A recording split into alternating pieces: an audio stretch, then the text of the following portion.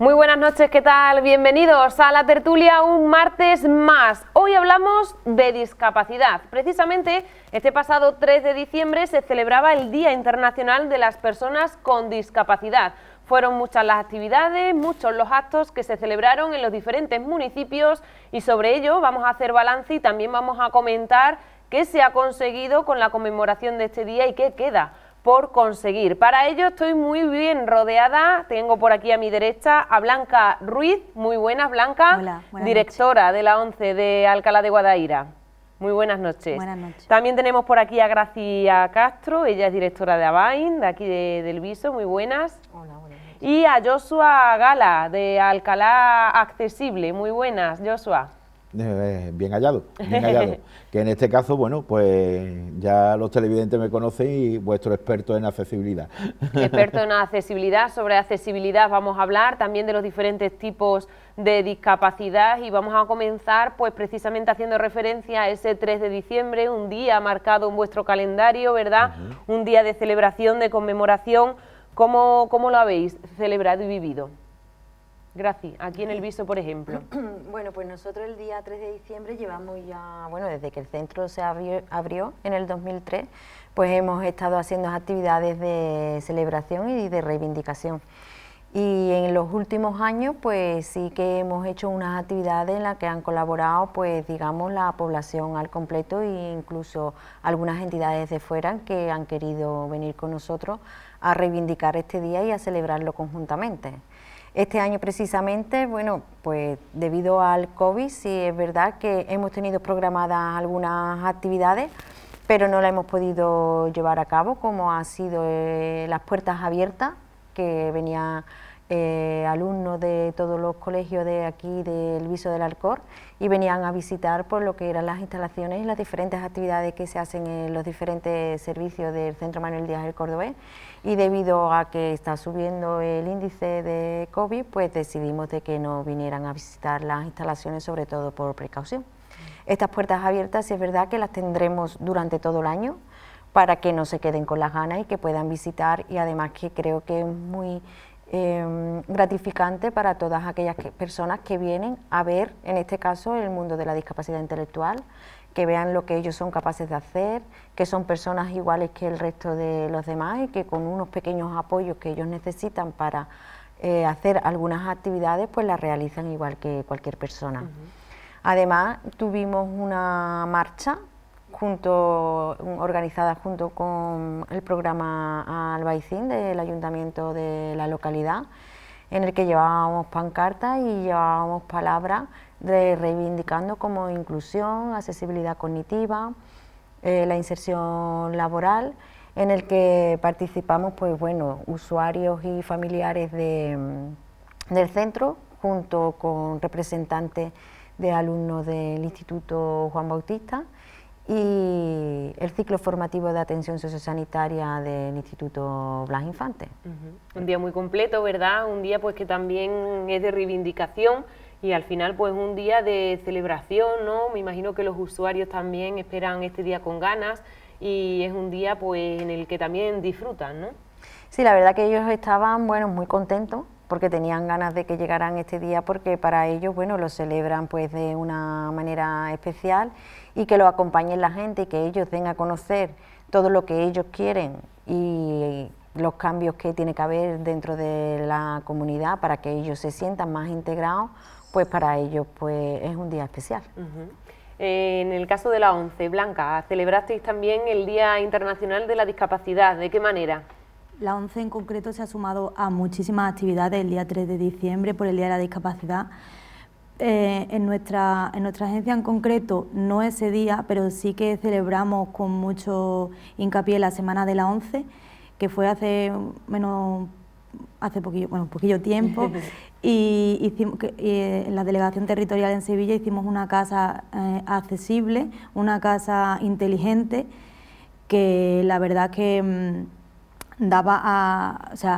explicaba cómo una persona con discapacidad podía desenvolverse sin ningún problema, tanto en un salón como en una cocina, a la hora de estudiar. estaba muy bien. ¿Cuáles son un poco los problemas, las dificultades que en este caso la discapacidad visual, ¿no? Seguís encontrando en la sociedad, en el día a día, en las calles de nuestros municipios donde normalmente pues frecuentáis, ¿no?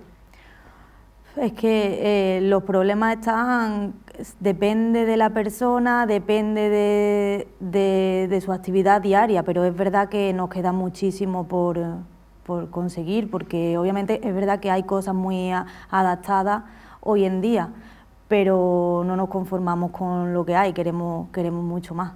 Se ha avanzado mucho, pero todavía queda bastante por hacer, más. Sobre todo en accesibilidad, como comenta, ¿no? Sí, lo comentábamos hace un poquillo, una cosa sin importancia quizás para el resto de la gente es una pegatina en un escalón, y es verdad que para una persona con poco resto de visión es a lo mejor bajar un escalón sin ninguna preocupación, y eso lo notamos.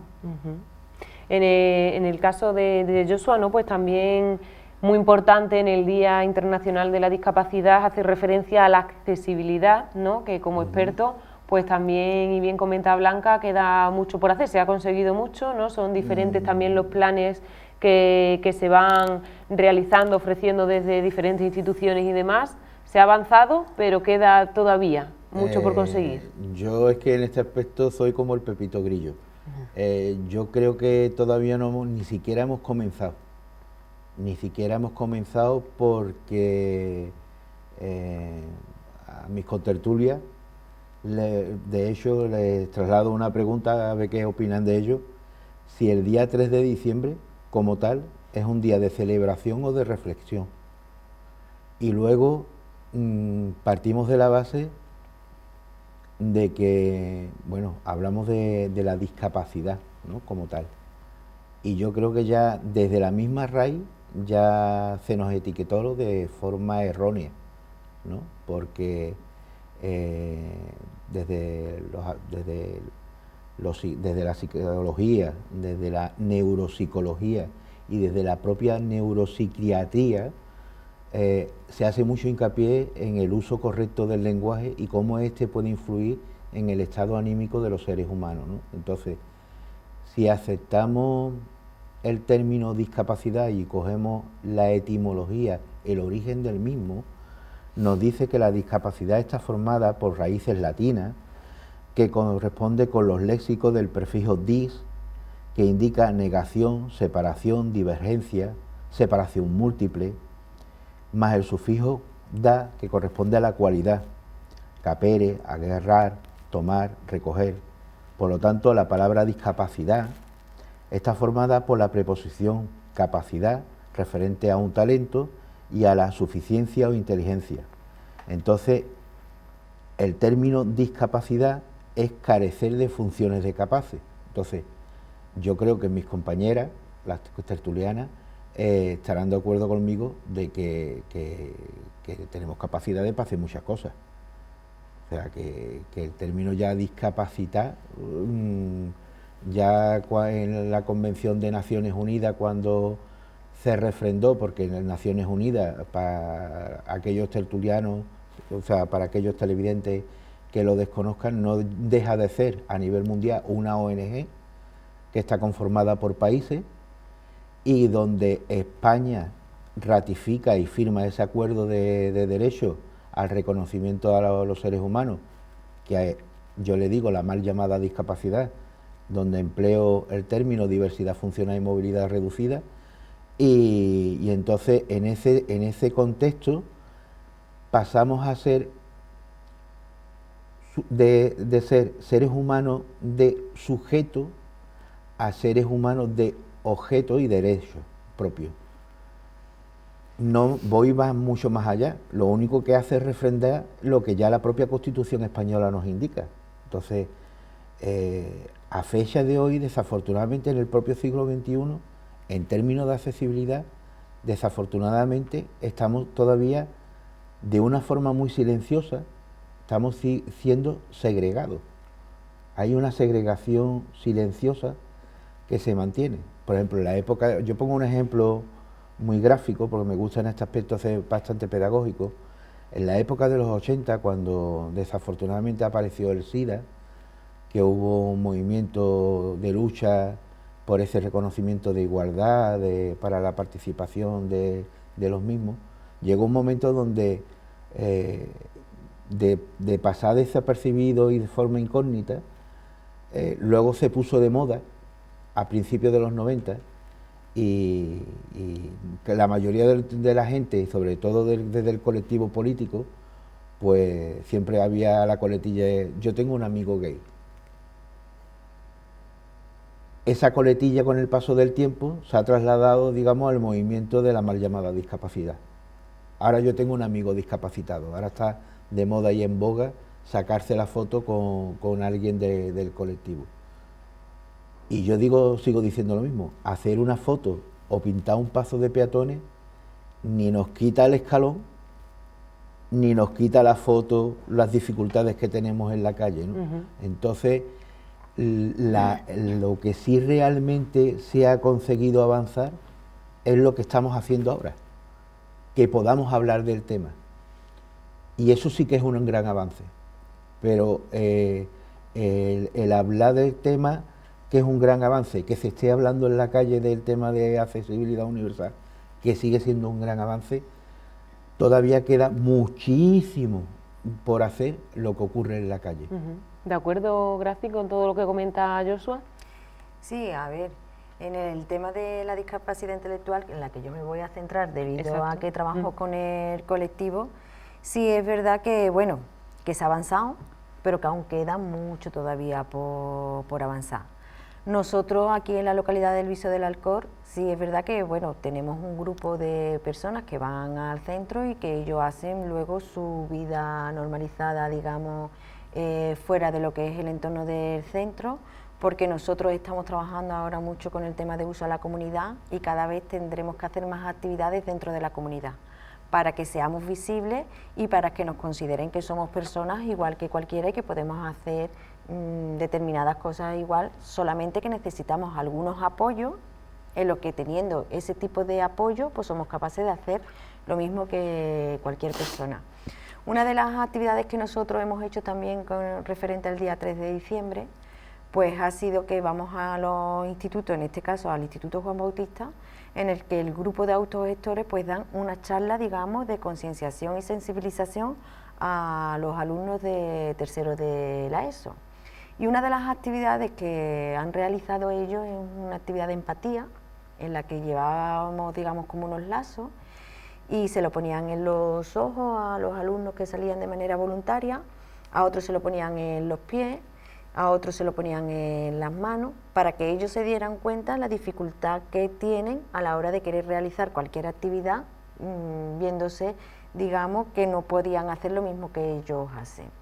Sí es verdad que en las diferentes clases pues habían debate y habían preguntas, y se daban cuenta de que son capaces de hacer las cosas, pero con dificultad, pero son capaces de hacerlas. Es para que se pongan en lugar en el caso de las personas con discapacidad. De esta manera, como él ha dicho, que están estos programas en los que podemos decir y podemos dar a conocer todas las actividades que hacemos y lo que estamos reivindicando, pues de esa manera las personas, digamos, que están en la calle pues se dan cuenta de que ellos son capaces y de que proponiéndose hacer cualquier actividad pues pueden llegar a alcanzar. Tenemos personas con discapacidad que son profesores, tenemos personas con discapacidad que escriben libros, que llegan a hacer lo mismo que cualquier persona con unos apoyos. Entonces, gracias a esto pues nos estamos dando más visibilidad y concienciación de que todos, digamos, somos iguales y que si no todos nos ponemos a ayudar en caso de accesibilidad cognitiva, en caso de accesibilidad para las personas que tienen una discapacidad sensorial, pues podemos llegar a cualquier sitio. Claro que sí, ahí lo vemos en imágenes, como algunos usuarios de ABAIN pues asistían al instituto, como bien ha comentado Graci, para hacerles llegar, bueno, pues cómo es su día a día, con las dificultades que se encuentran, pero que pueden realizarlo. Muy importante esa actividad también, ¿no?, porque los alumnos en primera persona pueden comprobar cómo es esa dificultad a la que se enfrentan, ¿no? Pero cómo al final pues pueden conseguirlo. Yo estuve presente en una de las sesiones que ellos hicieron y entonces pues había algunos alumnos que sin tener discapacidad ya se habían sentido como ellos por los temas que a lo mejor la sociedad pues les va dando un poco de lado, y si es verdad que no hace falta tener discapacidad para sentirse también un poco fuera de lugar, pero nosotros en el caso de que trabajamos con el tema de la discapacidad es que haya una inclusión y que aquellas personas que no necesitan apoyo, que creo que todas las necesitamos, pues que apoyen más a aquellas personas que sí lo necesitan. Muy importante esa labor desde la ONCE, Blanca.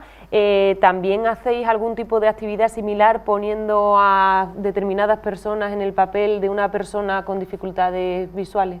Sí, hablando gracias, recuerdo una actividad que se hizo de un desayuno a ciegas, que obviamente fue una catástrofe, vamos, entre comillas, porque claro, cuando te pones un antifaz con algunos sitios que no ves, uno que no ves solo por un ojo y otro que tiene una parte muy borrosa, el desayuno te cuesta mucho. Obviamente desayunas, pero claro, es mucho más difícil que tu día a día. Entonces cuando acabas de desayunar entiendo que unos minutos de reflexión y de decir, bueno, ha sido complicado, pero he podido. Claro que sí. Y creo que es una actividad muy, muy enriquecedora, tanto para las personas que van allí y exponen la actividad, como para los que lo hacen, porque es un intercambio de... Claro que sí. Ahora, para conocer un poquito más a las personas que hoy hemos invitado aquí, Graci trabaja con personas con discapacidad intelectual en este caso. Joshua, como experto en accesibilidad, pues sí que tiene una discapacidad física, ¿verdad? Cuéntanos, Joshua, desde cuándo y cómo has afrontado también esa discapacidad. En este caso, mi diversidad funcional y mi movilidad reducida se manifiesta a los 35 años. Yo padezco una patología poco frecuente y por regla general esta patología se muestra de forma más visible prácticamente en el nacimiento y en la adolescencia. Rara vez se manifiesta en la fase adulta y en mi caso se manifestó en la fase adulta. Entonces, en condiciones, digamos, normales, mientras no muestras dolor, pues, digamos, hace una vida prácticamente normal. En el momento que esto muestra, digamos, la cara B de esa patología, que es el dolor crónico, pues es cuando empiezas a tener las limitaciones que se te empiezan a presentar. Y en mi caso resulta de que dentro del mundo de la accesibilidad, pues cuando hablamos de accesibilidad hay que comprenderla como accesibilidad universal, ¿vale?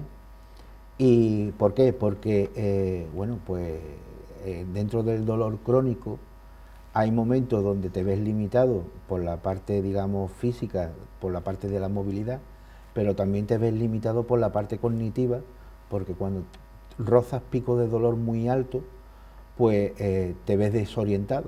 Entonces, en cierto modo, dentro del colectivo de movilidad reducida y de diversidad funcional, tenemos puntos en común donde todos nos tocamos. O sea, por ejemplo, la compañera comenta, pues desde el aspecto intelectual, la compañera desde el aspecto visual, ¿no? Pero nadie en la sociedad en un momento dado está exento de sufrir una diversidad funcional y una movilidad reducida. Y de eso hay que ser conscientes. O sea, si bien a lo mejor la patología se puede nacer, pero a lo largo de nuestra vida, en un momento dado, de forma fortuita, lo puedes tener o por un accidente y luego ya te queda perdurando en el tiempo, o de forma temporal, que también te ves limitado en ciertas circunstancias, ¿no? Entonces, el tema de la accesibilidad universal sigue siendo, que era lo que comentaba, muy segregacionista. Se practica mucho el paternalismo con nosotros, y esto las compañeras me podrán corregir si me estoy equivocando en lo que digo, pero resulta muy curioso cuando estamos pues socializando y nos encontramos a lo mejor tratando de hacer vida normal, que por regla general cuando se nos dirigen a nosotros, no se nos dirigen a nosotros en primera persona, sino a nuestro acompañante. O sea, perdona que estoy yo aquí, o sea, podemos ayudarle, pues, disculpa, que estoy presente, que no estoy en ningún lado, te quito, espérate, dime dónde está el objeto o facilítame el entorno y a lo mejor no tengo ni necesidad de preguntar ni nada, ¿no? Ya te digo que yo trato siempre de poner ejemplos muy pedagógicos. Cuando hablamos de accesibilidad universal, tenemos que cumplir, digamos, 3 aspectos muy principales. En el caso de caminar, implica que nosotros podamos deambular y maniobrar de forma libremente, da igual, tengamos patología o no la tengamos, que podamos interactuar con los elementos de las vías públicas, tengamos o no tengamos, y luego que podamos orientarnos sin restricciones alguna dentro de los elementos externos.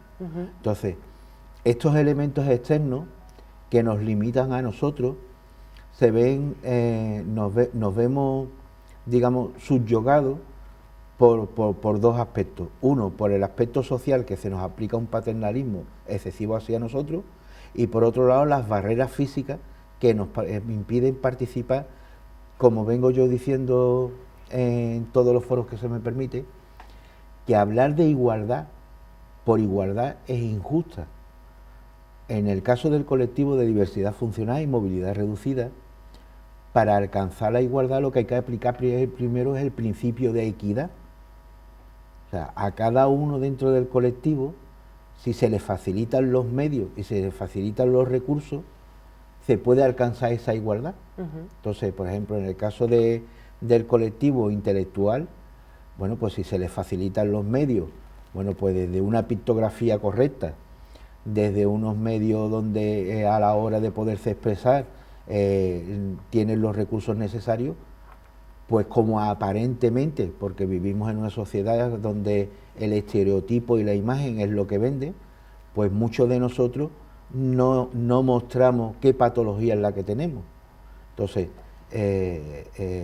se peca de que, bueno, como no se nos ve, lo primero que se nos dice, hombre, si yo te veo lozano, qué buena cara tienes, si no te veo ningún problema, pero es que la procesión va por dentro, ¿no? Claro. Entonces, en ese terreno todavía queda mucho por trabajar y demás, y lo más importante es eso, que nuestras diferencias precisamente es lo que nos hace que nos una. En tu caso, Blanca, para conocerte también un poquito más, cuéntanos un poco tu caso, ¿no? Y también, bueno, pues cómo has hecho frente, ¿no?, a ese problema. Yo nací con la enfermedad, tengo glaucoma de nacimiento, extensión ocular en el ojo. Ya desde los 3 años me afilió mi familia a la ONCE y pues la verdad que he tenido siempre muchísima suerte, ya que mi madre, vamos, mi familia en general, pero mi madre se implicó muchísimo, aprendió braille y en primaria no tuve ningún problema. La cosa empezó cuando el contenido fue yendo mayor, que claro, no todo el profesorado estaba capacitado para poder seguir mi ritmo realmente, porque yo, si esa persona hubiera sabido leer braille, yo hubiera seguido realmente la misma línea que mis compañeros. Entonces a mi madre le recomendaron que me internara en el colegio de la ONCE aquí en Sevilla, el que estaba ante la carretera Málaga, y así fue hasta que tuve que salir en bachillerato, que también tuve muchísima suerte, que fue muy bien, y mi carrera universitaria aquí en la Universidad de Sevilla. Eres educadora social, ¿no? Soy educación especial, hice de magisterio, me especialicé en educación especial. Y nada, la verdad que yo he tenido mucha suerte porque al nacer con la discapacidad vas asimilándolo poco a poco. Es verdad que hay etapas y periodos, en la etapa de la universidad me costó bastante, encontré muchísimos obstáculos. Es más, mi trabajo de final de grado se llama Obstáculos y apoyo que encuentra una persona con discapacidad en la universidad. Y bueno, pero gracias a la ONCE, que siempre la he tenido detrás, siempre, porque venía siempre un profesor de apoyo, tanto en primaria venía, como luego cuando entré yo en el colegio, en el Centro de Recursos Educativos, como cuando salí para la universidad, he tenido siempre un profesor que me iba asesorando y me iba dando mis pautas, me iba haciendo accesible el material. Lo que pasa que es lo que hemos estado hablando, yo creo que es que la sociedad, el profesorado de una universidad de magisterio no está preparado para trabajar con gente con discapacidad, ya sea visual, ya sea de discapacidad de movilidad, lo que sea. Y entonces es lo que me extraña, porque son personas que están preparando a profesores. Y entonces creo que es un círculo vicioso que al final no tiene fin, porque si tú estás preparando a profesores y tú no sabes cómo afrontar esa discapacidad de tu alumna, creo que... En tu caso, desde muy pequeñita, vinculada a la ONCE, también tu educación pues tuvo que cambiar, ¿no?, de un colegio público al que asistías frecuentemente, ¿no?, a recibir esa educación más específica, ¿no?, gracias a la ONCE, y también pues con los años al final ha continuado esa vinculación y ahora pues eres directora desde hace poquito tiempo de la ONCE de Alcalá de Guadaira. Sí, y al final he acabado siendo directora aquí en la agencia. Es verdad que me resulta mucho más fácil quizá que a otra persona que no tenga la discapacidad, porque claro, me pongo mucho más rápido en la piel de esa persona cuando viene y te dice voy a empezar a estudiar, ¿qué hago? Voy a empezar a trabajar, ¿qué hago? Entonces en la ONCE yo creo que la característica principal es eso, que personas con discapacidad ayudamos a personas con discapacidad. Claro que sí. Creo que es lo En tu caso, bueno, pues la discapacidad estaba ahí presente desde nacimiento, ¿no? Pero hay personas, como bien han comentado los compañeros, que la discapacidad le llega en un momento puntual de su vida, o por tanto un cambio en todos los aspectos.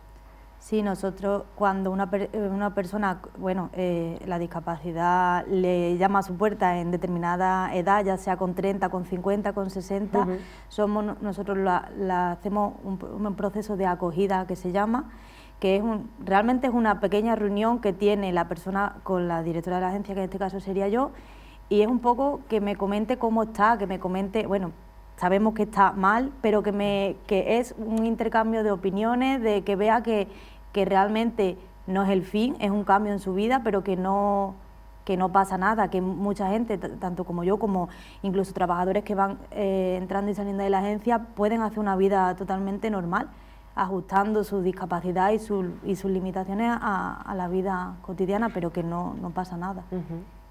Muy importante lo que comentaba Blanca también en referencia a la educación que se presta, ¿no?, que en muchos casos pues el profesorado en sí no está preparado, ¿no? Efectivamente, una de las dificultades, como bien ella ha comentado, por eso comentaba y hago hincapié en esa segregación silenciosa a la cual sufrimos, que si no fuera por las distintas entidades que se vuelcan con el colectivo de diversidad funcional y movilidad reducida, para todos nosotros sería, digamos, una lucha titánica y prácticamente quijotesca, ¿no? ¿Por qué? Porque, como ella ha comentado, si te coge en fase adulta, bueno, pues en el caso de la ONCE en un momento dado, ellos tienen un protocolo a seguir que está muy bien enfocado, porque te ocurre que se denomina que tú tienes que pasar el duelo. No, el duelo no es solo cuando tienes la pérdida de alguien cercano que se te marcha, sino un duelo también lo puedes pasar por circunstancias personales, ¿no? Primero la negación, luego por qué me ha ocurrido, hasta que finalmente terminas con una aceptación y tratas de llevarlo de la mejor manera posible. En mi caso fue muy complicado, porque no solo se me presentó mi diversidad funcional y mi movilidad reducida, sino que también me cogió en fase adulta y teniendo, digamos, características de otras patologías, yo durante los primeros estadios no sabía a qué puerta llamar, porque una de las cosas que mucha gente no entiende, y voy a dar un dato, en el 2007, sin ir más lejos, aproximadamente, y estoy hablando de datos de Naciones Unidas, tanto como la Organización Mundial de la Salud, a nivel global, y el dato es extrapolable, o sea, invito a que a los televidentes se pillen una calculadora y hago un poco de ejercicio para que practiquen la empatía de lo que voy a tratar de decir. Hasta el 2007 había dentro de la población un 10% de forma directa tenían diversidad funcional y movilidad reducida. A fecha de hoy hemos alcanzado un 15%, hemos aumentado un 5%. ¿Cuáles son las circunstancias de ese aumento? Lo desconozco. Uno de las posibles causas, como es normal, es la longevidad. Afortunadamente la vida, digamos, para el primer mundo, por así decirlo, se nos ha hecho más cómoda, lo cual quiere decir de que nuestra calidad de vida ha ido mejorando y nos permite tener una longevidad mayor. Pero una de las cosas que al resto de la sociedad, que afortunadamente no tiene a nadie cercano, ni de forma directa tiene una diversidad funcional ni una movilidad reducida, se le olvida, o sea, tiene un velo que cuando nos ven a nosotros se nos etiqueta solo como un individuo, y es un error. O sea, cuando un usuario, hablemos en este término, en primera persona tiene diversidad funcional y movilidad reducida, no solo afecta a él como primera persona, sino que le afecta al entorno familiar. Claro. Entonces, esa mal llamada discapacidad no está solo para esa persona, sino para todos los que están alrededor suya. Claro que sí. Entonces, en ese sentido, por ejemplo, aumenta. Graci tiene mucho que aportar también, ¿no? Porque los usuarios de Avain, pues también sus familias están siempre muy vinculadas a la asociación y también a lo que es el día a día. Se trabaja mucho, bueno, pues por la independencia, ¿no?, de cada uno de los usuarios, en este caso con discapacidad intelectual, pero al final las familias tienen que estar ahí sí o sí, ¿verdad? Bueno, haciendo referencia a lo que ellos dos han comentado anteriormente, decir que, a ver, que hasta que no nos toca, digamos, a cada uno tener a una persona cercana con discapacidad, no nos damos cuenta de lo que tenemos que cambiar y de facilitarle la vida a los demás. Sea desde que empieza la persona, como ha dicho Blanca, que ella por nacimiento, o como ha dicho Joshua, cuando ya le toca a una persona adulta. Entonces, si todos supiéramos que en cualquier momento de la vida o no nos pudiera pasar, yo creo que estaríamos siempre más sensibilizados y aportaríamos más a lo que es las personas que necesitan ese tipo de apoyo para ayudarlo. Entonces, bueno, nosotros dentro de la entidad pues nos vemos con casos de que tenemos también el servicio de atención temprana, que vienen niños pequeñitos de 0 a 6 años, en que empezamos a atenderlos. Hay familias que no saben para dónde tirar, no saben dónde ir. Hablemos del mundo del profesorado, del mundo de la medicina o de cualquier tipo de profesión, las personas no están formadas para la discapacidad, sea cual sea. Hay personas que nacen, que tienen a sus hijos que nacen y se van al hospital y en el hospital no saben recomendarlas ni a una asociación ni a dónde se tienen que dirigir. Entonces yo creo que eso es un trabajo que tenemos que hacer lo que son las asociaciones en cuanto a la atención a familias, y también si las familias se unen para luchar contra cualquier tipo de discapacidad, siempre se ha dicho que la unión hace la fuerza. Aquí en El Viso pues se está dando ahora el caso de que hay también reivindicaciones porque en lo que son los coles y en lo que son los institutos no hay recursos para atender al número de personas que necesitan apoyo para que en el día a día su vida sea un poco mejor. Se han unido las familias, que son los dolientes, porque si no es así no se ponen ese tipo de recursos, y se está haciendo esas intervenciones con parte del ayuntamiento que esperemos que llegue a buen fin. Evidentemente, todo lo que nosotros exigimos que hace falta es mucho más de los recursos que vienen, pero bueno, la lucha de las personas que trabajamos con discapacidad y en el caso mío de las asociaciones es continuamente estar reivindicando para poder llegar, digamos, como a un 50% de lo que hace falta.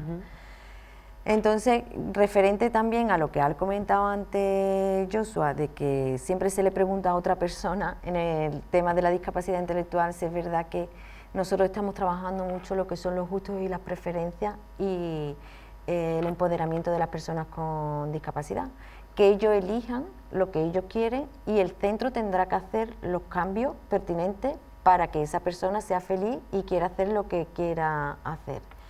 Entonces, la persona con discapacidad intelectual siempre se le pregunta a la familia. Ellos no eligen qué ropa se quieren poner, ellos no eligen qué quieren comer, sino que se da por hecho. Entonces, cuando ellos van siendo más mayores y están teniendo unos apoyos para que ellos puedan decidir ese tipo de cosas, pues con el tiempo se está consiguiendo. En el tema de vida independiente, bueno, nosotros vamos a poner en marcha un nuevo programa que tenemos parte subvencionado por la Consejería de Familias y de Salud de la Junta de Andalucía, en el que vamos a alquilar un piso y a personas con cierta autonomía pues los vamos a enseñar a vivir solos, porque ellos, como cualquier persona, quieren su independencia y si es verdad que cualquier persona con unos apoyos determinados, cada uno en lo que necesite, pues puede hacer igual que cualquier persona. Importante ese nuevo proyecto, ¿no?, que tenéis para poner en marcha próximamente, ¿no?, también centrado en la independencia. Muy importante también, ¿verdad?, la independencia en este sentido, Blanca, el poder valerse por uno mismo, ¿no?, teniendo las directrices y sabiendo afrontar, bueno, pues cada situación. Sí, la verdad que concretamente la ONCE cuenta con un equipo muy amplio de profesionales. La acogida, como bien te he dicho antes, después de la breve reunión que tienen conmigo, breve charla, pasan a ser valorados por una trabajadora social. Y ya esta, nosotros le llamamos PIA, es un plan individualizado, de acción individualizado, donde se trata los puntos clave de la persona que acaba de iniciar la etapa con nosotros. Hay personas que vienen, que hay que abrirles todas las áreas, apoyo psicosocial, apoyo al bienestar social, el empleo, tiflotecnología. Y entonces, pues, poco a poco se va trabajando con esa persona para que en poco, o depende, o mucho tiempo, sea totalmente independiente y pueda estar inmersa en la sociedad como uno más.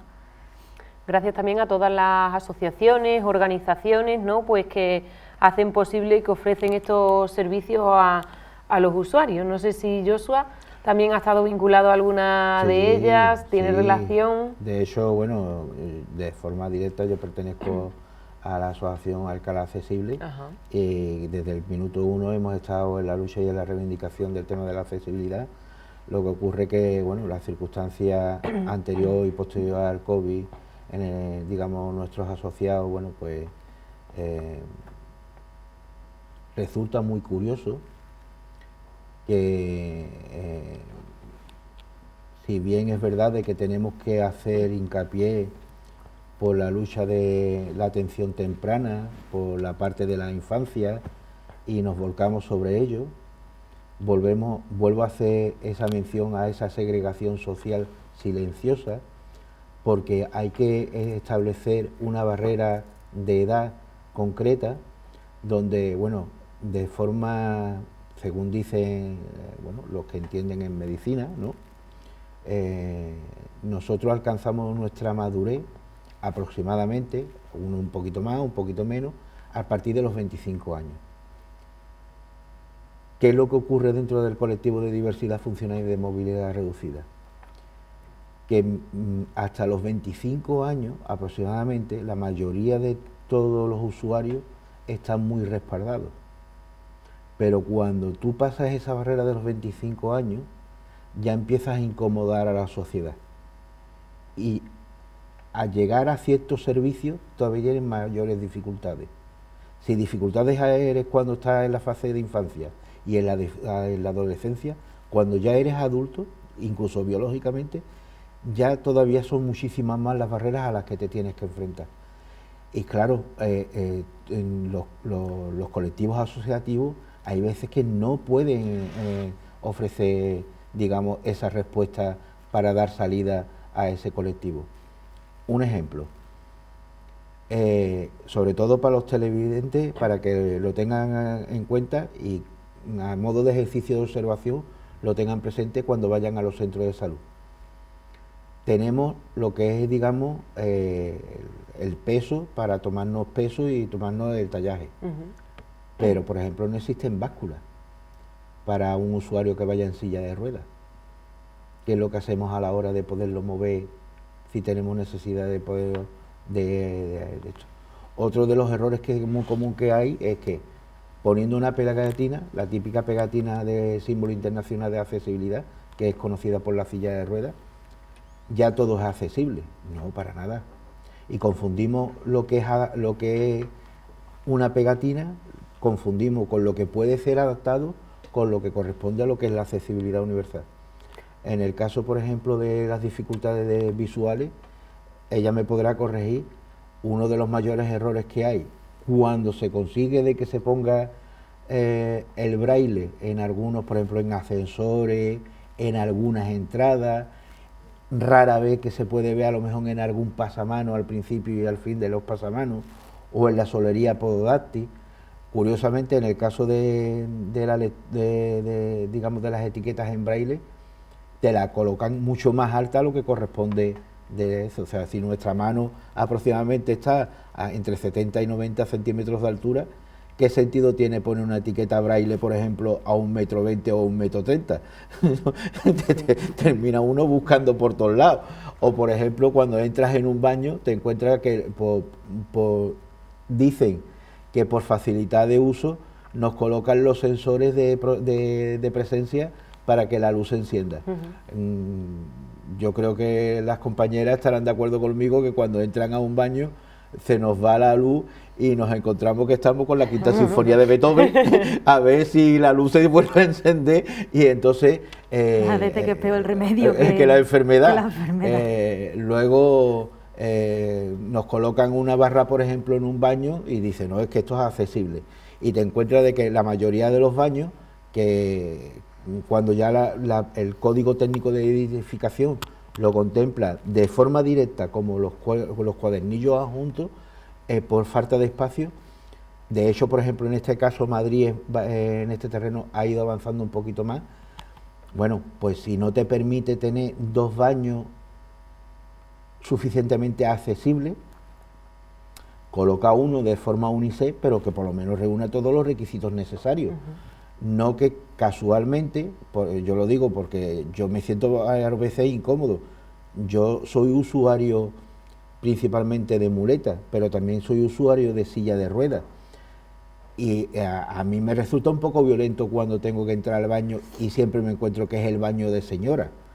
O sea, ¿qué pasa? ¿Que los caballeros no tenemos las mismas necesidades?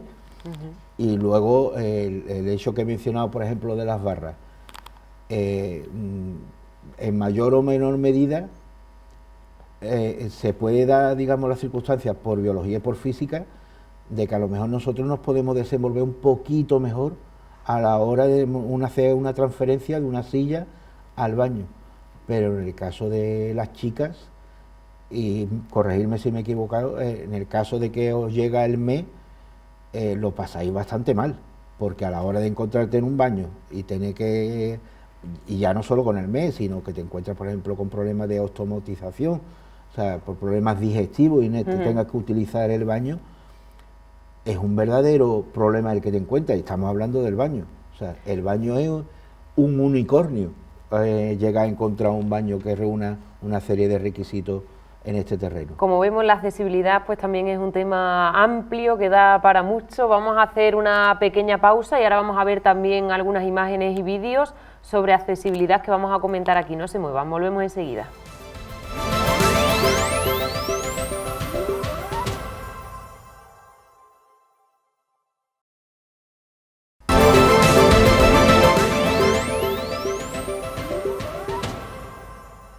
Retomamos la tertulia sobre discapacidad, el tema elegido para este martes, y vamos a dar paso ahora a un vídeo que vamos a comentar desde aquí, desde Plató, precisamente Joshua, como experto en accesibilidad, para ver algunas de las dificultades a las que se enfrentan personas con movilidad reducida, por ejemplo. Joshua, vamos a ver ese vídeo. Perfecto. A ver qué vemos por ahí, cuál es la dificultad, el problema que vemos en esa imagen. Pues mira, tal como nos encontramos que estamos viendo la imagen, antes de hacer el comentario de la misma, Como bien he dicho desde el principio, trato de ser bastante pedagógico a la hora de las explicaciones que trato de dar. Y sobre todo para que los televidentes hagan ese ejercicio de empatía que estamos reclamando y nos puedan entender. Si aplicáramos el principio de accesibilidad universal, pongamos por ejemplo de que tenemos a dos chicos jóvenes de portada de revista, visualmente sin ningún tipo de diversidad funcional y movilidad reducida, y en cualquiera de los 4 municipios de los Alcores los soltamos en el centro del pueblo. Si ese principio de accesibilidad universal se cumpliera, sin necesidad de hablar con nadie, podría deambular por los municipios sin ningún tipo de dificultad. Digo esto, por ejemplo, podrían venir de Suecia, podrían venir de China, y sin conocer el idioma, que es una barrera, podrían sortearse y más o menos moverse con bastante facilidad. En la imagen que estamos viendo ahora, a nuestra izquierda vemos un vehículo que es oscuro y tenemos una placa donde nos indica de que hay una plaza de movilidad reducida, pero tenemos un paso de peatones. Ese paso de peatones nos encontramos con la peculiaridad de que tiene ya un escalón. Esto que estamos viendo da igual en donde los querramos poner porque es habitual en los 4 municipios de los Alcores, pero también es extensible al resto de España.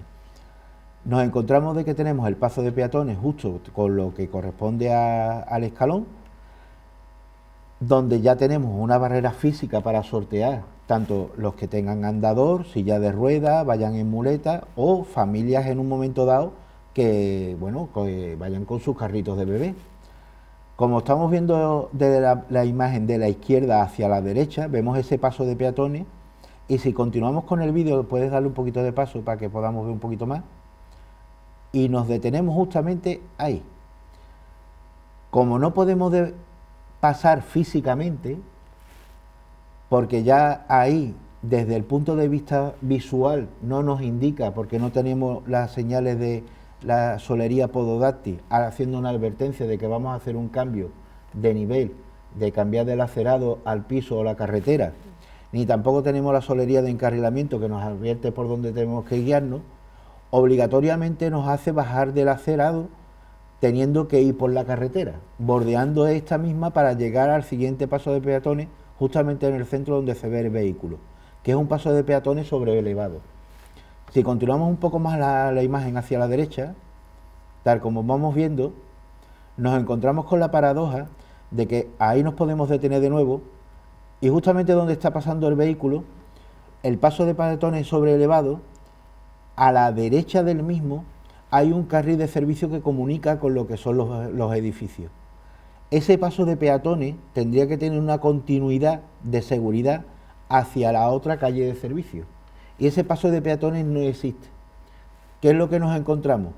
Que el vehículo que se incorpore al carril de servicio tiene la preferencia sobre el peatón y encima nos encontramos con la paradoja de que las mismas señales de tráfico dificultan el poder deambular hacia arriba y hacia abajo, tanto con silla de ruedas, andadores, muletas o carritos de bebé, sino que también los propios vehículos nos obstaculizan porque nos quitan visibilidad para poder hacer el paso, poniendo nuestra vida en peligro. Entonces, cuando hablo yo que la falta de accesibilidad universal, estamos hablando de vida, o sea, accesibilidad universal es igual a vida. En este caso, se nos está poniendo la integridad y en peligro nuestras vidas físicas. O sea, tenemos que ser más conscientes, pero es que resulta curioso que por aquí tengo el dato que no quiero que se me pierda. En el 2013 la Fundación 11 ya por ejemplo y concretamente si nos adelantamos el del 2013 lo diré ahora a posteriori, me interesa más el del 2018 de la Fundación 11, lanza una campaña de concienciación para el uso correcto de las aceras para circular libremente sin obstáculos, llamada barrerismo, por una ciudad más humana.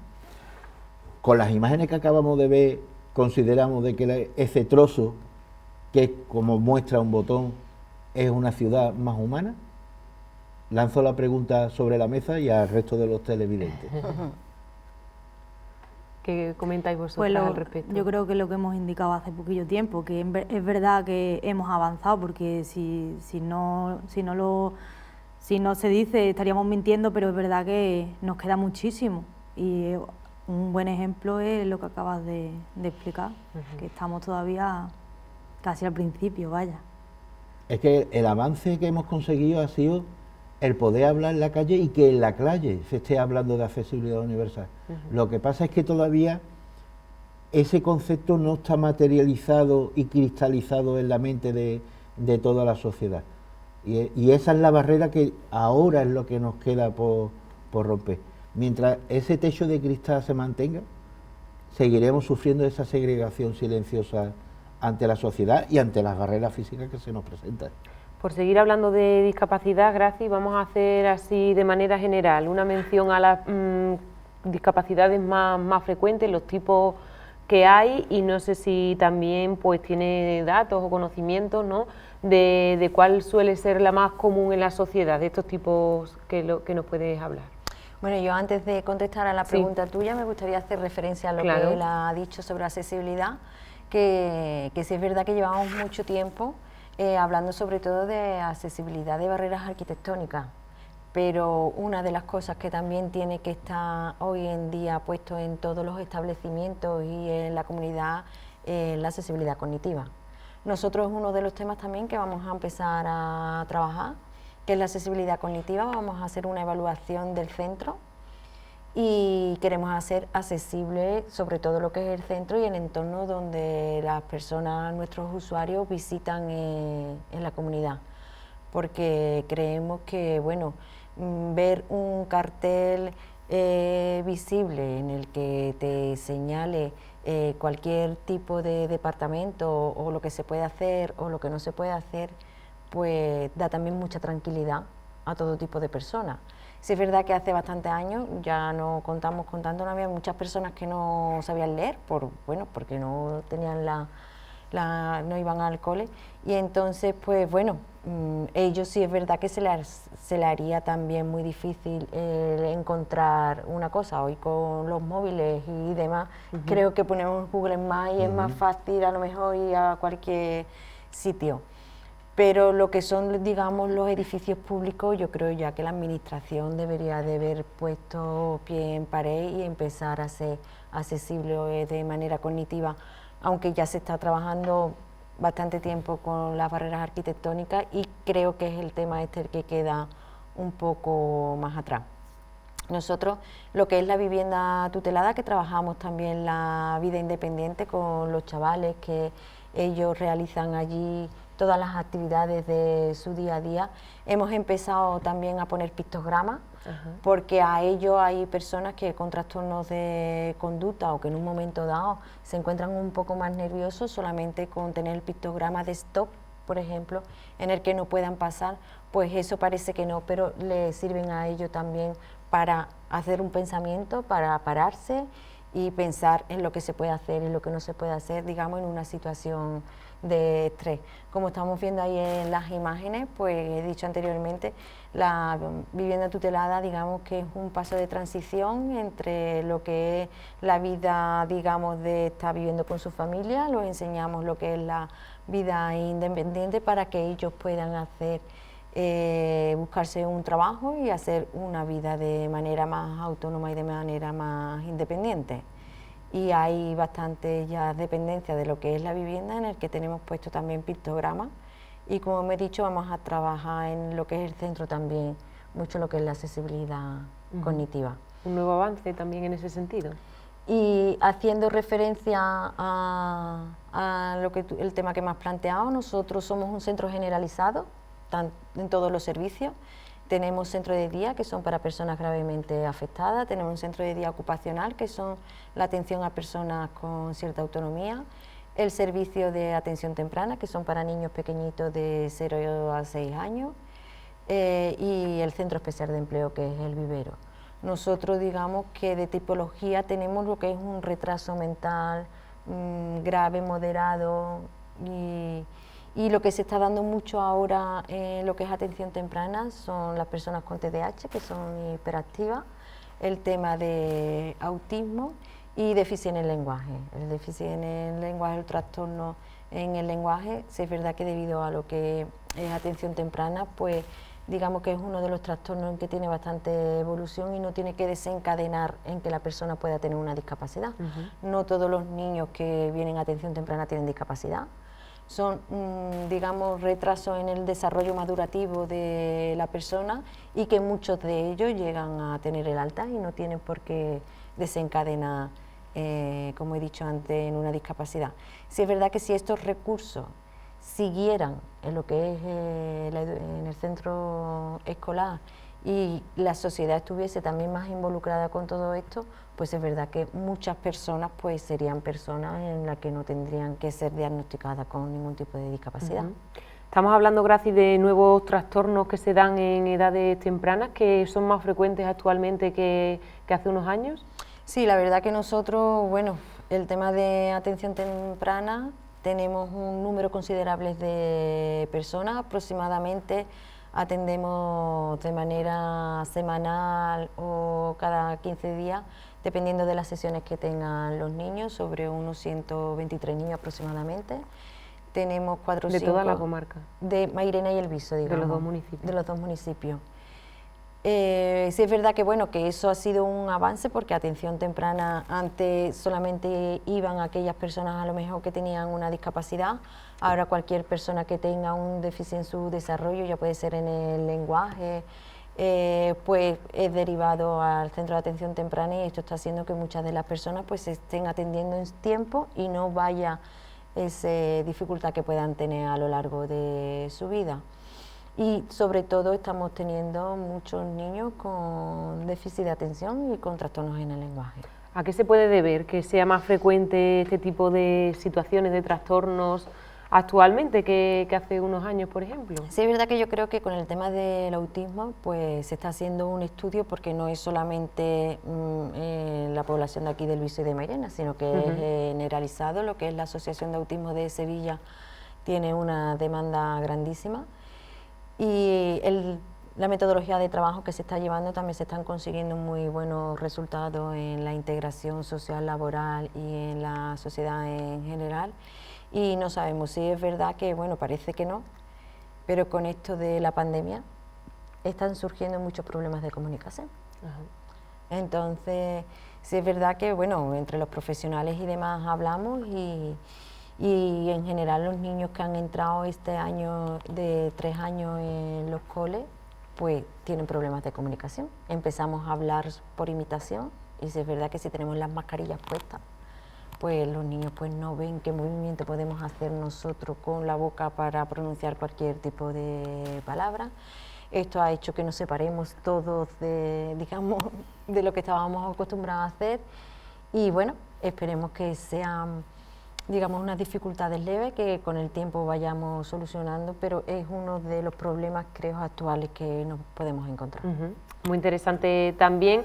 Vamos a hacer referencia ahora, vamos a ver dentro de un ratito otro vídeo sobre accesibilidad, pero tal y como hemos mencionado, el día 3 de diciembre ha sido el Día Internacional de las Personas con Discapacidad. También el 5 de diciembre era un día importante para asociaciones y colectivos, porque se celebraba el Día del Voluntariado. Y desde la ONCE pues tienen un vídeo preparado también, ¿verdad?, para ver sobre la importancia de esa figura, el voluntariado, ¿verdad? Vamos a pasar a verlo, si te parece, Blanca, vale. Y ahora comentamos también más detalles sobre ese vídeo. Vale, estupendo. En la ONCE hay afiliados que no cuentan con el grado de autonomía personal necesario para poder realizar determinadas tareas de su vida diaria, o con apoyos personales para desarrollar algunas actividades puntuales. Pero también hay personas dispuestas a dedicar algo muy valioso, su tiempo, para ayudarles a través del programa de voluntariado de la ONCE, cuyo lema es el de la propia ONCE, es decir, personas que ayudan a personas. Te invitamos a conocer las posibilidades que ofrece el servicio de voluntariado.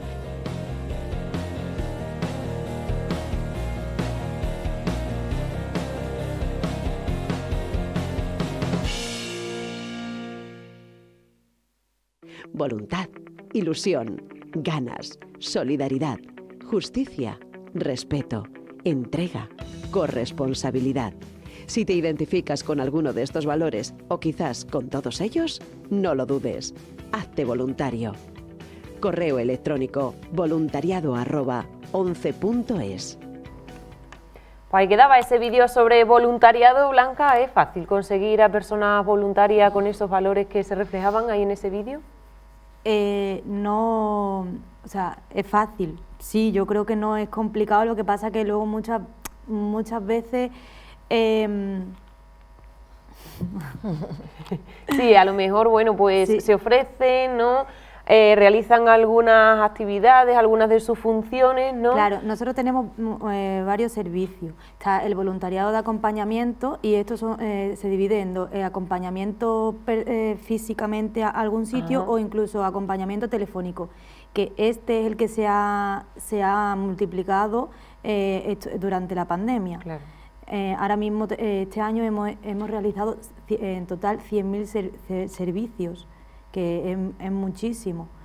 Yo en la agencia de Alcalá de Guadaira tenemos 5 voluntarios y uno, incluso, bueno, varios son afiliados, o sea, con problemas de discapacidad visual y ya te digo, el voluntariado telefónico, yo hasta que no entré no lo conocía, porque es que suena raro, ¿no? Y es una simple llamada que se realiza al mes a un afiliado que le ayuda bastante. Ujú.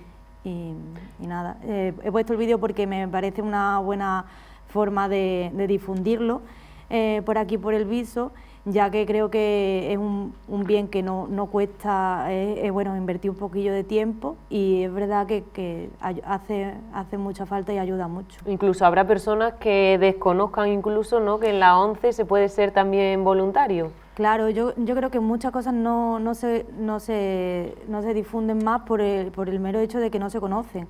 Entonces es verdad que nosotros, bueno, hay un trabajo muy inmerso detrás que se encargan de difundir esta labor, pero es verdad que a veces pues no lo Claro. conocemos.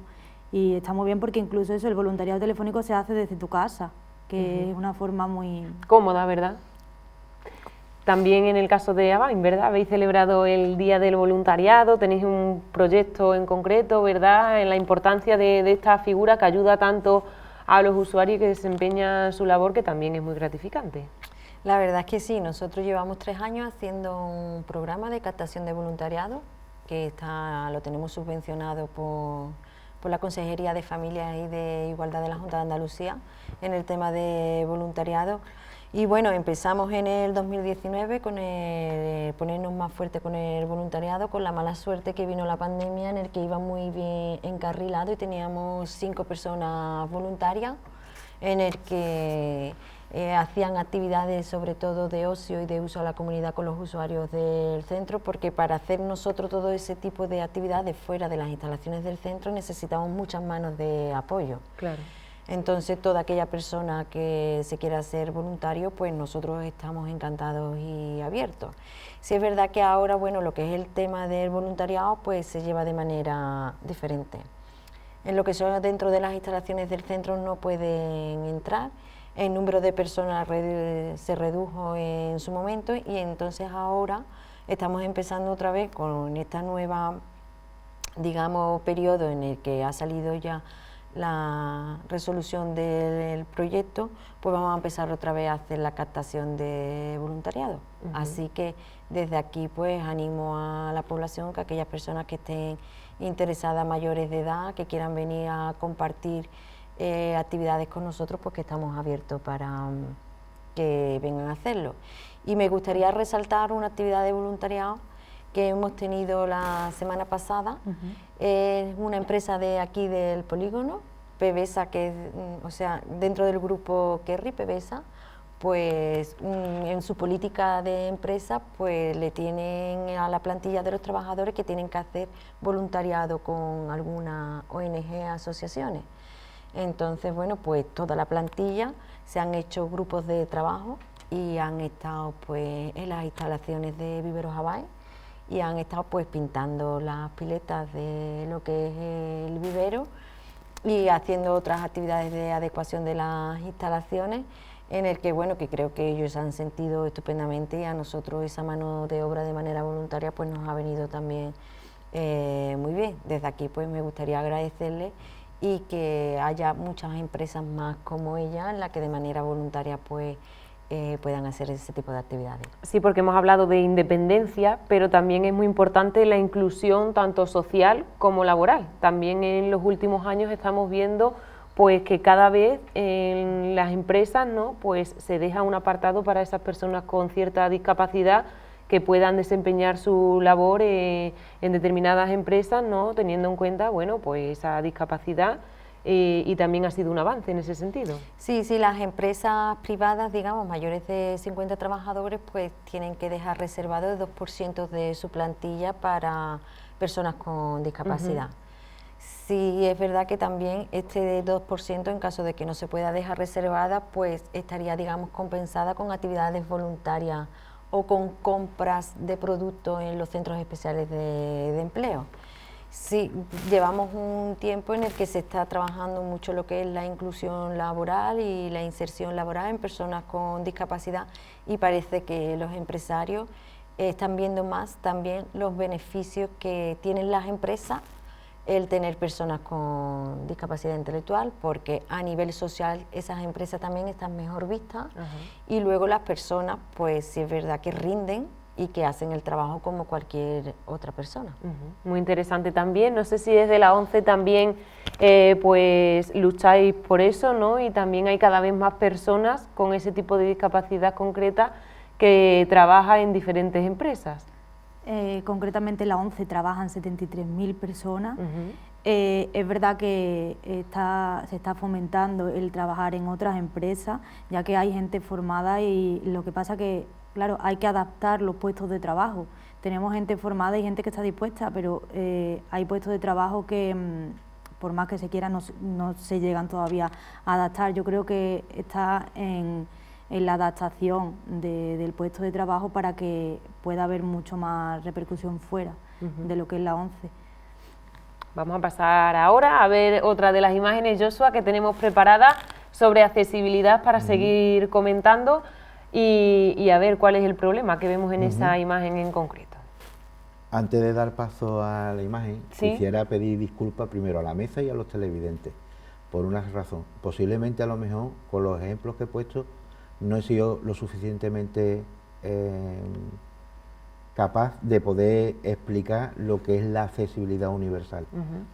Cuando hablamos de accesibilidad universal, contempla desde la parte cognitiva, pasando por todo el espectro hasta llegar a la barrera física. Y puse los dos ejemplos, uno al principio, que era el caminar, que implica el deambular y maniobrar de forma libremente, la interacción de los elementos en las vías públicas, la orientación, que parte de la parte cognitiva, y el poderse relacionar con los elementos externos.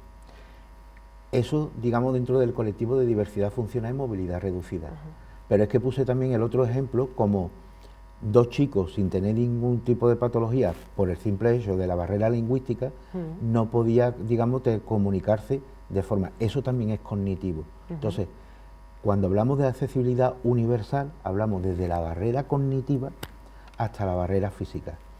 Y un ejemplo más claro es, si cognitivamente nuestras ciudades fueran accesibles, ya no digo la barrera física, sino cognitivamente, tanto para los niños como para las personas adultas o aquellos que en un momento dado empiezan a tener dificultades porque se tienen los primeros estadios de Alzheimer, podrían moverse con mayor facilidad y con mayor seguridad. Entonces hay que tener muy en cuenta de que antes de romper la parte física tenemos que partir de romper la parte cognitiva, porque eso es lo que nos permite. Uno de los ejemplos que nos encontramos es cuando entramos, por ejemplo, o en un centro comercial o en un hospital, el tiempo que perdemos en encontrar o dónde está el centro de información o dónde están los baños. Si eso cognitivamente estuviera bien ubicado y bien señalizado, no haría falta de estar, bueno, dónde se encuentra o dónde está preguntando en ese aspecto. Pues hay que dar esa aclaración, ¿verdad?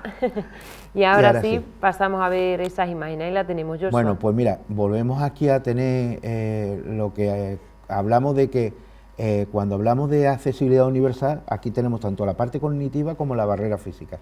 Vemos un paso de peatones sobre elevado, en el cual vemos de que hay una marca de una señal de prohibido la parada, pero no el estacionamiento, y nos indica de que hay 2 plazas de movilidad reducida. Pero si vemos con exactitud, que ahora sí nos puede pasar a la siguiente imagen, vemos de que hay un escalón. Es cierto de que hay la indicación de 2 plazas de movilidad reducida, pero no tenemos la suficiente espacio de transferencia. Es más, tenemos arquetas donde nos encontramos de que eso es peligroso para hacer la transferencia, y la transferencia la tienes que hacer de forma obligatoria, si eres conductor, hacia el piso o la carretera, y en el caso de que lo hagas hacia el acerado, nos encontramos con las arquetas, que es un peligro porque puede, en caso de que esté húmeda, provoca lo que es algún deslizamiento. Curiosamente tenemos una pendiente justamente en el fondo que podemos observar, que tenemos solería pododáctil. No entiendo qué es lo que hace la solería pododáctil ahí, porque no está destinada para una pendiente, lo cual indica de que en un momento dado ahí se puede provocar una caída o un percance por mal uso de los elementos. Esto que estamos viendo ocurre no solo en la imagen que vemos, sino en cualquiera de los sitios. Recientemente se ha lanzado una campaña de ponte en nuestro lugar y respeta nuestro sitio, más o menos así. Ahí podemos ver lo que digo de las arquetas, podemos ver lo que es el escalón y también lo que es el exceso, digamos, de solería. Yo creo que España en este terreno tenemos sarampión de solería pododáctil, ¿no? Porque se hace un mal uso. Yo no entiendo qué utilidad tiene la solería pododáctil ahí. Entonces, antes de hacer campaña diciendo de que se nos respete, tanto cognitivamente como físicamente, debemos de tener en cuenta esto, porque la persona que llegue ahí, quien tiene la patología de movilidad reducida de diversidad funcional es el conductor, obligatoriamente se ve obligado a salir a la carretera exponiendo su vida en peligro, y en el caso de que sea, digamos, como acompañante, nos encontramos con la paradoja de que los espacios que hay, pues tenemos los obstáculos de las señales de tráfico y luego nos encontramos con los obstáculos, digamos, de la solería esa que está más mal empleada. Y da igual a la ciudad que nos encontremos. O sea, no podemos estar haciendo campaña de decir respeten nuestro lugar, porque eso sería otro tema para otro debate, el tema de las plazas de movilidad reducida, pero es un ejemplo bastante claro del mal uso que se está haciendo en este terreno, ¿no? Entonces, no podemos estar lanzando campañas diciendo respétanos. Bueno, si ya desde nuestros propios empleados políticos y desde las administraciones públicas no están haciendo bien su trabajo, al contrario, ponen en riesgo nuestras vidas y nuestra integridad, ¿no? Entonces, yo creo que esto es para reflexionar, y por eso lanzaba al principio si es un día de celebración o es un día de reflexión. Ahí quedaban esas imágenes que también pues viene muy bien, ¿no? Verlo reflejado, pues esa realidad, ¿no? A través de vídeos y de imágenes, y comentarlas aquí en plató. Nos queda muy poquito tiempo y no quería dejar atrás el tema de la violencia, porque según datos que tengo aquí, el 27% de personas con discapacidad ha sufrido en algún momento algún tipo de violencia. ¿Consideráis que, bueno, que realmente es así, que es cierto y que cada vez ese porcentaje es menor? No, que va en aumento. En aumento. En los últimos años va en aumento, y concretamente desde en periodo del COVID y posterior al COVID, cuando los chicos se han ido incorporando a los centros educativos, mayor. ¿Por qué? Volvemos a lo mismo. Si cumpliéramos en los centros educativos la accesibilidad universal, seríamos menos señalizados. ¿Por qué? Porque daría la oportunidad de participar de esa equidad para alcanzar esa igualdad. Y vamos a ver, el ser humano es inherente a, bueno, tenemos dos caras en la misma moneda: bondad, derroche de solidaridad y demás, pero también tenemos otra parte donde, bueno, la maldad y la crueldad que se nos enfrenta. En la parte de la infancia hay una parte que es de rebeldía y se nos muestra de señalizar siempre y ridiculizar el que tenemos enfrente y al que es diferente. Si los centros educativos estuvieran adaptados, no solo el profesorado, porque se lanzó en su momento desde el gobierno una idea donde hablaba de la integración de chicos con diversidad funcional y movilidad reducida en los centros públicos para que participaran de esa mal llamada igualdad. Si no está preparado, como ha dicho la compañera, si el profesorado no está preparado, si resulta de que no tenemos la eliminación de las barreras físicas y cognitivas al respecto, el bullying en ese terreno ha aumentado, pero es que no ha aumentado el terreno del bullying en el terreno educativo, sino en la parte, digamos, porque las noticias a nivel generalista se han dado, bueno, pues desde los datos que ha presentado, que pone los pelos de punta, el estudio por parte de la Policía Nacional al respecto, ha aumentado casi un 21% de agresiones al colectivo de diversidad funcional y movilidad reducida. Eso yo creo que no solo nos tiene que hacer pensar, sino que, bueno, yo creo que es para que nos saquen los colores, es para que nos saquen los colores. De ahí la importancia de que se vaya aplicando ya la accesibilidad universal completamente desde la parte cognitiva, que quiero dejarlo claro, porque es una cadena, y si esa cadena no se cumple y hay un eslabón que se rompe, ya hay un colectivo que se ve discriminado, y no se puede discriminar a nadie al respecto. Seguimos siendo señalizados. O sea, si tú vas por la calle y como hemos puesto el ejemplo de la rotonda, donde el itinerario accesible se ve rompido, o sea, lo típico que te encuentras ahí el comentario de la calle, ¿qué hacer de la silla de ruedas yendo por la carretera? ¿O qué hacer de los bastones yendo por la carretera? O sea, no se plantean en un momento dado la posibilidad de que hay una barrera física, o los chicos, por ejemplo, cuando se ven un poco desorientados, que desafortunadamente el tema del COVID ha mostrado muy claramente las dos caras de nuestra realidad, de la parte buena y de la parte mala, porque el año pasado, sin ir más lejos, en periodo COVID, en Madrid se dio la circunstancia de que un chico por autismo, por esa inquietud que mostraba en un centro de, digamos, de ocio, alguien agredió a la madre.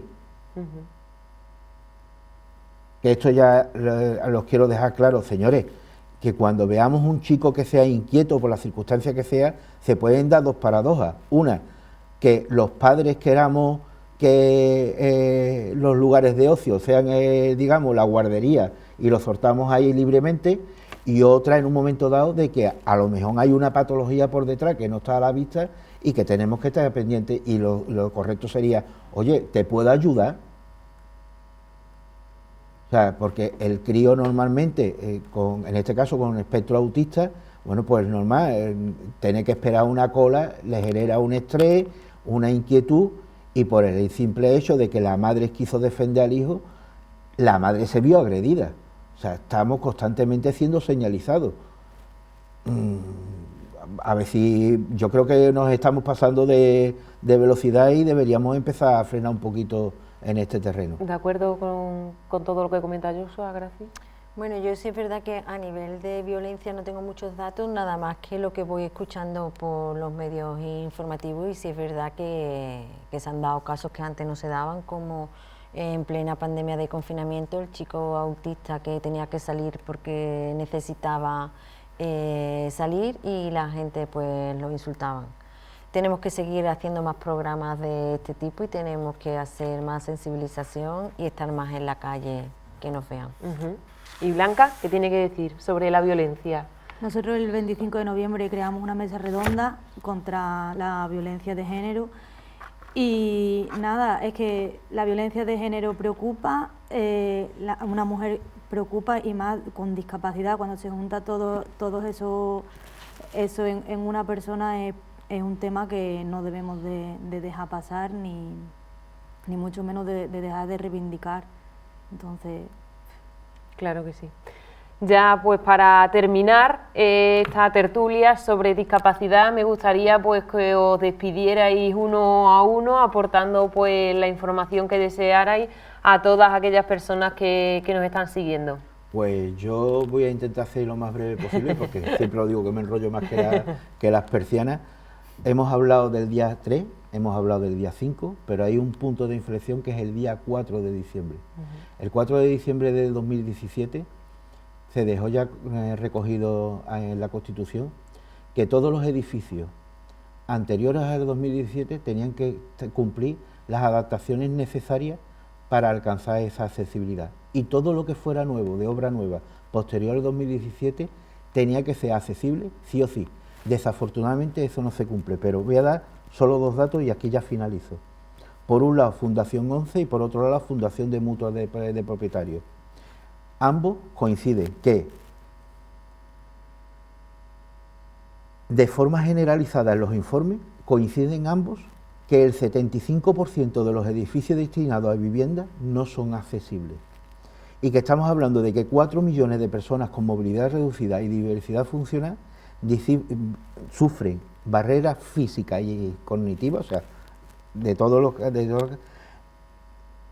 desde la vivienda propia hasta el deambular en la calle, en las aceras, porque las aceras es muy también nos encontramos las dificultades de está siendo invadido, bueno, pues desde la movilidad eléctrica de patinetes y demás, hasta el mal uso que se está haciendo de los locales de ocio, de esa invasión que se está haciendo por parte del mal uso de las terrazas.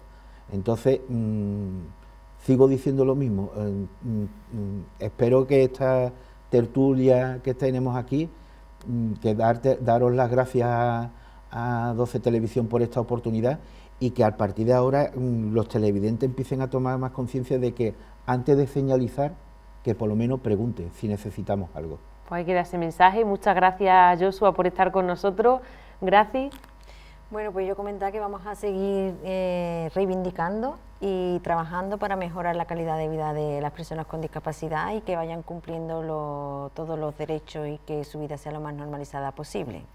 Muchísimas gracias por estar con nosotros. Blanca, terminamos contigo. Pues nada, yo agradecer la invitación principalmente y decir que la ONCE es verdad que está avanzando, está colaborando, pero que no nos conformamos con eso, que queremos mucho más y que nada, que estas reuniones vienen muy bien, estas pequeñas reuniones, tertulias vienen muy bien para que enlacemos ideas y que entre todos podamos seguir avanzando. Pues muchísimas gracias también por estar aquí, gracias a los tres. Nosotros nos despedimos ya, gracias también a todos ustedes por acompañarnos una noche más y volvemos el martes que viene con un nuevo tema. Hasta entonces.